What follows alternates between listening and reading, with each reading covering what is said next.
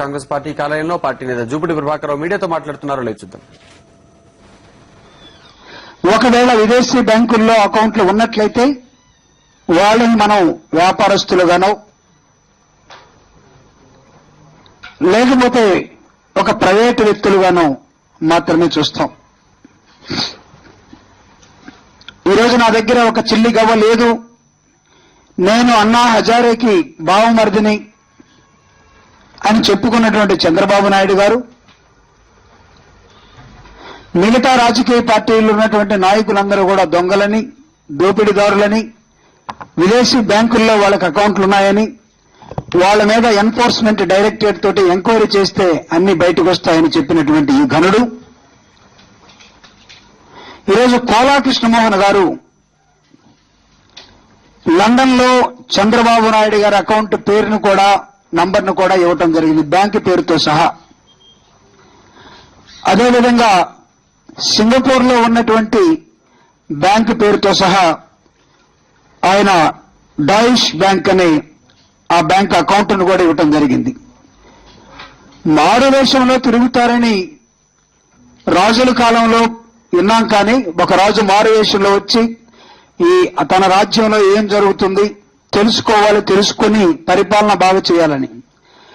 కానీ తనకున్నటువంటి పేరుని అర్థం కాకుండా, ఎవరు కనుక్కోలేకుండా పేరును కూడా మార్చేసుకొని, మామూలుగా మనం బాబు గారు అంటాం, చంద్రబాబు నాయుడు గారు అంటాం, కానీ ఈయన పేరు సింగపూర్ బ్యాంకులో డాయిష్ బ్యాంకులో అకౌంట్ ఏ పేరుతో ఉందంటే సి నాయుడు నారా.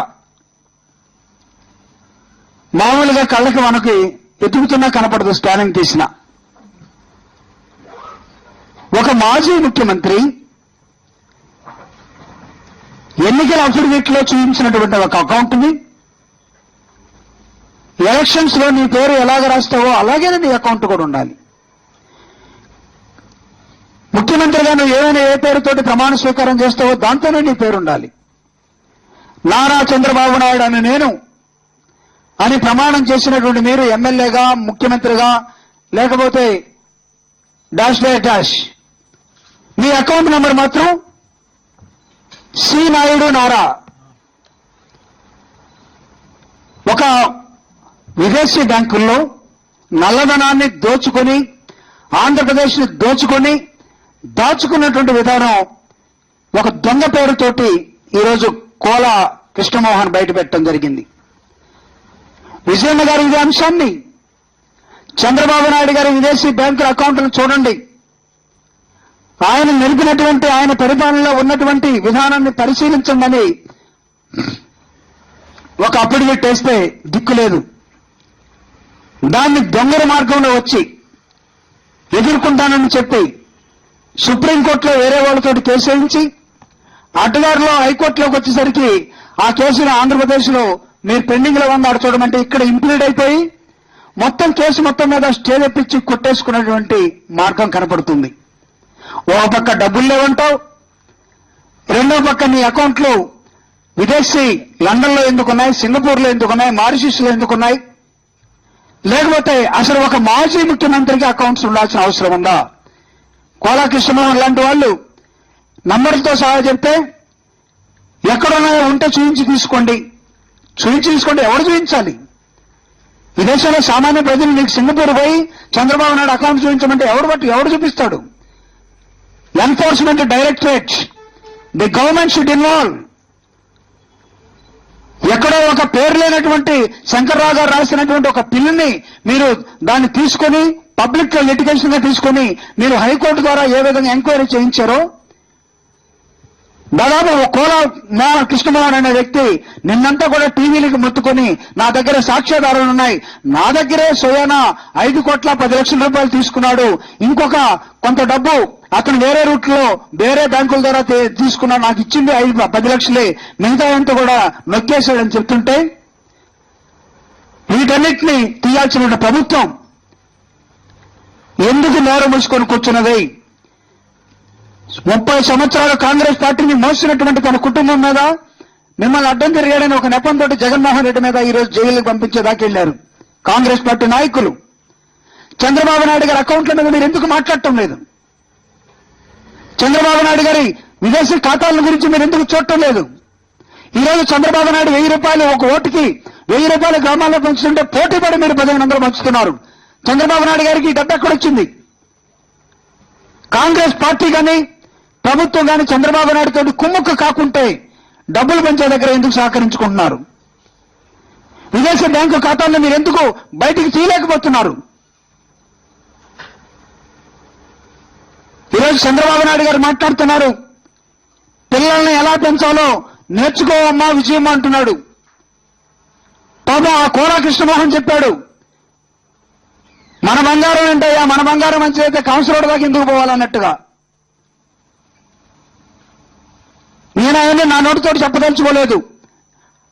మన కొడుకు జంపు జిలానేనో లేకపోతే ఆయన కోసం ఎతకటం మెడ్రాస్ ఒక బ్యాచ్, చెన్నై ఒక బ్యాచ్, కలకటా ఒక బ్యాచ్, ఢిల్లీ ఒక బ్యాచ్, ఏదో సిబిఐ ఎంక్వైరీ పోయినట్టుగా కొడుకుని తీసుకురావటం కోసం. మన పుట్టుపూర్వోత్తరాలు ఈ విధంగా ఉంటే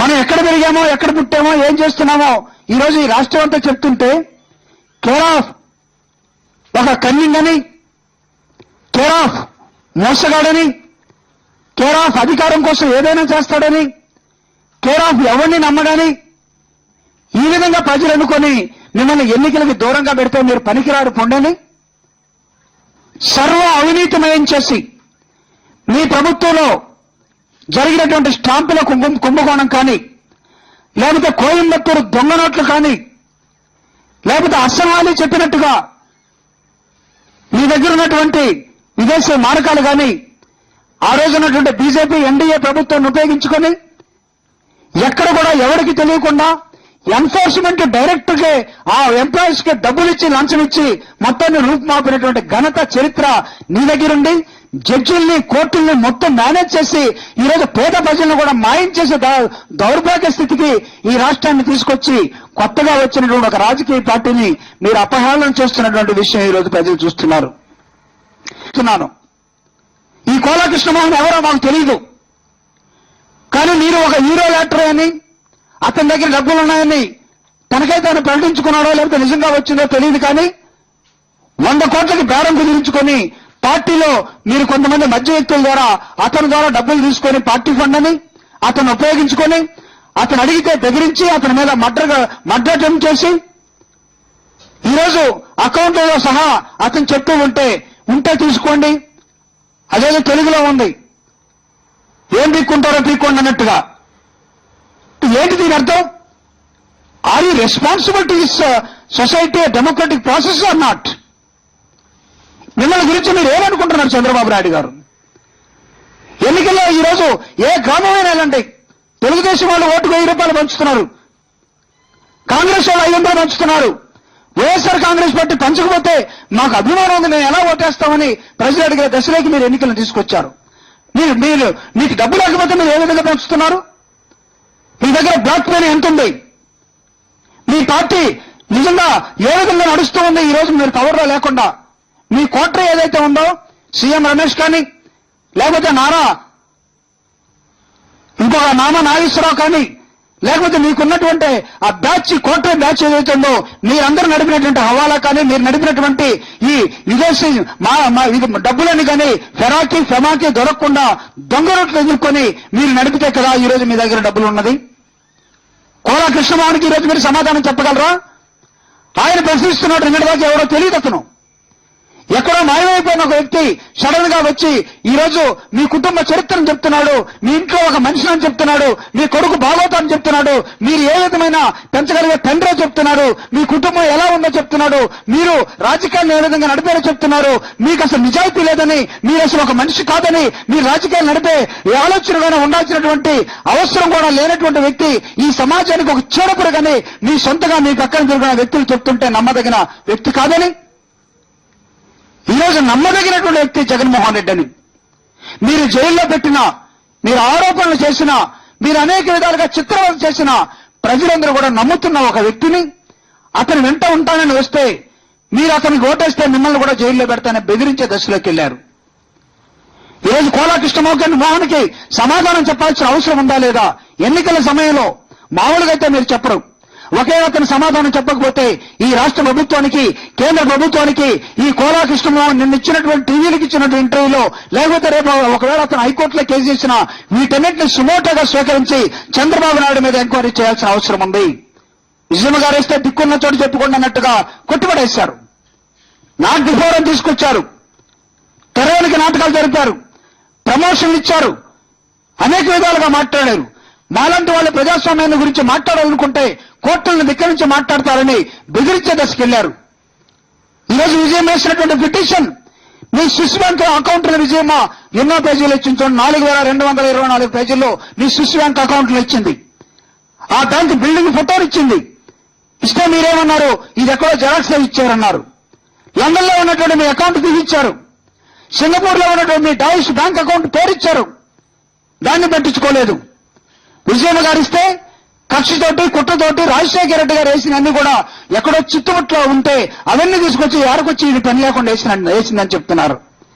ఒకవేళ పని ఉండే పని లేకో, లేకపోతే ఈ రాష్ట్రాన్ని రక్షించడం కోసం, ప్రజాస్వామ్యానికి మార్గదర్శకంగా ఉండడం కోసం మీరు నా బిడ్డ మీద లేనిపోయిన ఆరోపణలు చేస్తున్నారు. మీ మీద ఉన్నటువంటి ఆరోపణలు ఇవి కాదా, దీన్ని ఎందుకు పట్టించుకోవాలంటే స్టేలు తెచ్చుకొని నడిపించి పక్కకు వెళ్లారు. నేను అడుగుతున్నా చంద్రబాబు నాయుడు గారిని, can you ask the supreme court now? సుప్రీంకోర్టులో మీ కేసు ఉంది కాబట్టి నా మీద ఎంక్వైరీ చేయండి మీరు అడగలరా? Can you ask your court shut your mouth? మీరెవరో మాట్లాడవాకండి. నేను నిజాయితీ పరనే, నిజంగా అన్నా హజారికో బామర్దినో తమ్ముడినో నేను తేల్చుకోదలుచుకున్నాను. నేను ఎన్నికల అఫిడవిట్ లో చెప్పినట్టుగా, ఇన్కమ్ ట్యాక్స్ చెప్పినట్టుగా నా దగ్గర 10 లక్షల కన్నా డబ్బు లేదు, ఈ ఎన్నిక దొంగ అని మీరు ప్రూవ్ చేయగలరా? విజయమ్మ మాట్లాడితే మీరు నోరు మూయించారు. విజయమ్మ మాట్లాడితే మీరు నాట్ బిఫోర్ అన్నారు. విజయమ్మ కేసేస్తే దాన్ని తీసేశారు. ఈ రోజు కోలా కృష్ణమోహన్ అనే ఒక వ్యక్తి నీ ఇంటి భాగోతంతో పాటు నీకున్నటువంటి అకౌంట్లు కానీ, నీకున్నటువంటి అకౌంటబిలిటీ కానీ, నీకున్నటువంటి క్రెడిబిలిటీ కానీ, నిన్న అసలు ఈ దేశంలో ఎవడో నమ్మకూడదని ఉన్నట్టు నమ్మకూడని వ్యక్తి అన్నట్టుగా బహిష్కరించినట్టుగా చెప్తున్నాడు.